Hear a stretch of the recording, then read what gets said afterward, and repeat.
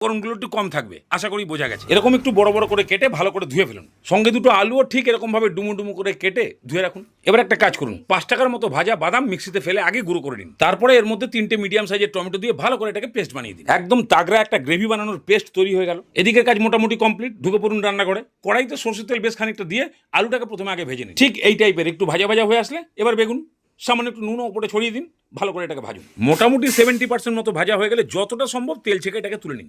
এবার ওই তেলের মধ্যে অল্প করে হিং, 5 ফোড়ন আর 2টো শুকনো লঙ্কা ছিঁড়ে দিয়ে একটু নাড়িয়ে চাড়িয়ে ওই টমেটো বাদামের পেস্ট দিয়ে দিন। মিক্সির ভেতরেও অল্প জল দিয়ে ভালো করে ঘুরিয়ে দিয়ে দিন। এর উপরে পরিমাণ মতো নুন, হলুদ গুঁড়ো, ধনে গুঁড়ো, কাশ্মীরি লঙ্কার গুঁড়ো আর আদা কাঁচা লঙ্কার পেস্ট দিয়ে ভালো করে এটাকে কষান। এই মশলাটা ফ্রাই করতে একটু সময় লাগবে, ততক্ষণে 1 চামচ জিরে আর 1 চামচ গোলমরিচ হালকা ভেজে নিয়ে তারপরে গুঁড়ো করে রাখুন। মশলা যখন কষিয়ে ঠিক এরকম টাইপের শুকনো শুকনো হয়ে যাবে, তখন সেই আলু বেগুন ভাজা, জিরে গোলমরিচ ভাজার গুঁড়ো, সামান্য একটু চিনি দিয়ে 2-3 মিনিট ভালো করে কষিয়ে নিয়ে এমন পরিমাণে জল দিন খালি আলুটা সেদ্ধ হবে, মাখা মাখা হবে। বাস পুরোপুরি